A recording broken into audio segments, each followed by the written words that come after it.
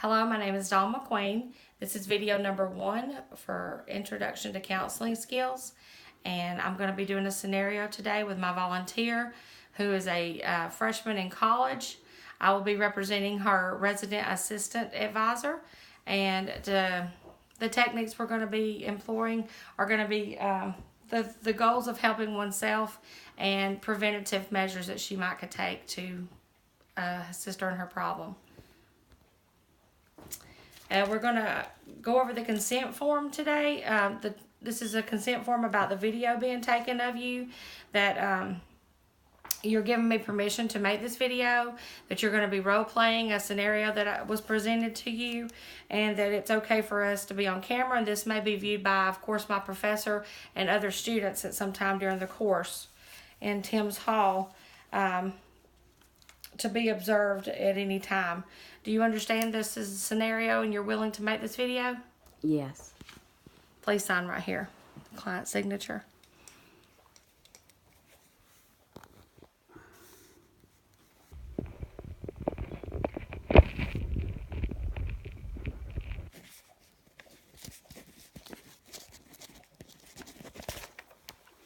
Thank you. Today's date, again, I'm going to put here is the 23rd of October, 2018. Okay, great. Beginning video 1. Hello, Miss Pam. What brings you into my office today? Well, got a little problem going on with my roommate. She is a night owl. She stays up late at night, and she's playing music really loud, and I'm unable to study, and I'm unable to sleep. And I really need advice on what to do and how to deal with this, because it's affecting, like I said, my grades and my health, because I'm not able to get the sleep that I need, and I'm not able to do the studying that I need. Okay. Well, first of all, I'm glad that you brought this to my attention. You know, we are always here to help you, especially the freshman class, to adjust to college life. And we understand that there is a lot of adjustments to take place in your life, coming from a home environment to living independently here on campus. So let's find out more about this to see what we can do to possibly correct this or handle this in a better way. Is there someone that you've spoken to about this already? Well, I've talked to my mama and told her about it, and she suggested that I come to you, and I had left a note from her roommate trying to tell her, look, you know, you got to stop this, and but it's kind of been ignored. So I'm kind of at an impasse. I don't know what to do. We're in the second semester. And, I mean, she's nice and everything, but I really need someone to, like, talk to her and let her know that, you know, there's somebody else in the room, and she's just not by herself. And, you know, it's just being, like, polite and, you know, nice that she could observe that I need sleep, and then I need some quiet time to study, and that kind of like the world don't revolve around her. I understand. Are your grades being affected by this? Well, not terribly, but it's making it harder on me to keep my grades up, because I'm not able to study, you know, the length of time that I need to. And if I am studying, I'm distracted because of the music being played, or her just doing things that's just not being, you know, the word I'm looking for, Considerate. You know, yeah, there you go. Considerate. Yeah, she's just not being considerate, you know, and I try to do my best to accommodate her and her needs, but, you know, she's just not really thinking about anybody else in the room. She's just doing her thing, and evidently she can study with loud music going on and stuff like that, but I'm not able to. Okay. I've never been able to. Okay, do you mind telling me what your course schedule looks like? How many classes are you taking? I have 4.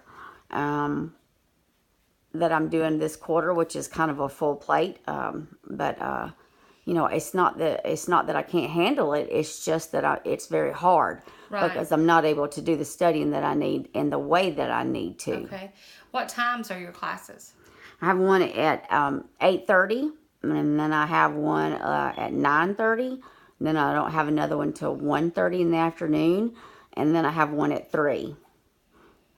So I have time in the between the first two and the last two, but that's the time I like to grab some lunch, and just kind of relax my mind.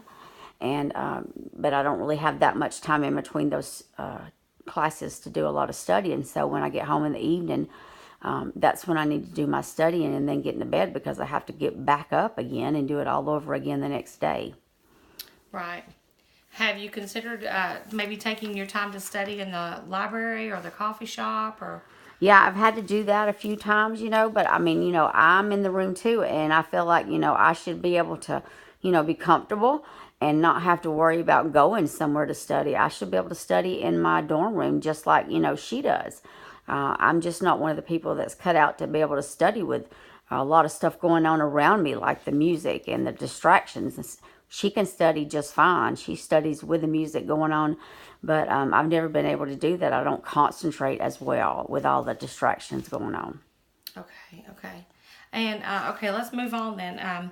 So you say you give your roommate a note? Yeah, I about this left her a situation? note. It probably wasn't the nicest note that I could have left her, but at the time I was like sleep deprived and very angry. So I just told her, look, there's somebody else in the room. The world don't revolve around you, which that might not have been the nicest thing to say or the best way to say it, but at the time I just had to do something. Okay. Well, let's talk about that for just a second. You said you talked to your mom about this. What did your mom tell you to do?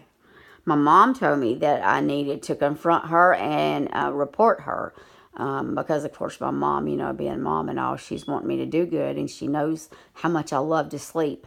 I mean, I'm a person who really needs at least 8 hours sleep in order to function, and my roommate, I don't know how she does, but she functions on like 4 hours.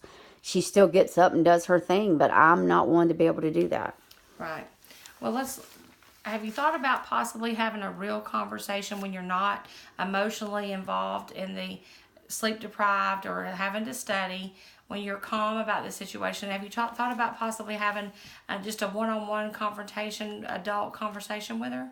I have. I don't want to have a lot of tension between us since we're all in that cramped space and we are sharing a room. I'd rather not have, a lot of tension between us. I want to get along. I like her. She's a nice girl, and she's friendly and all. And this is really the only flaw that she has.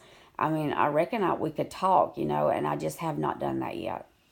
Okay. All right. Thank you.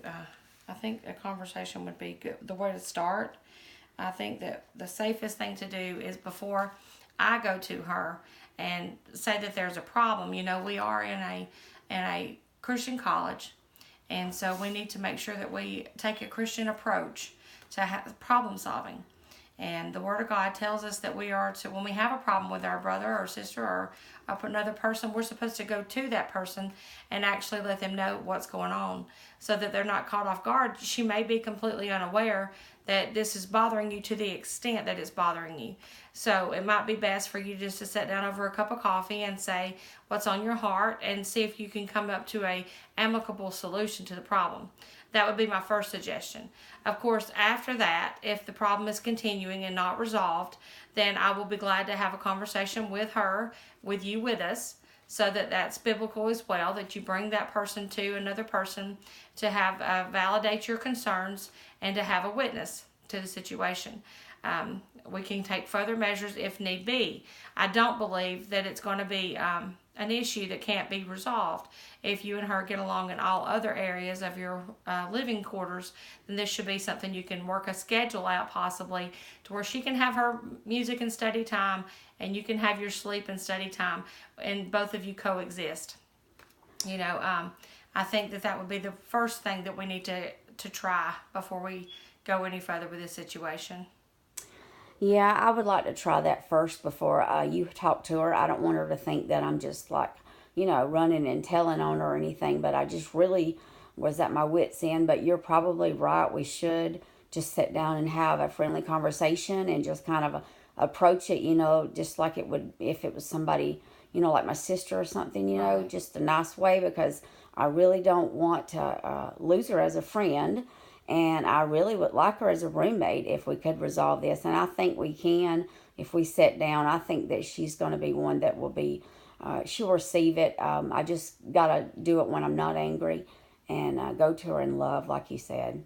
Right. I think that would be the best.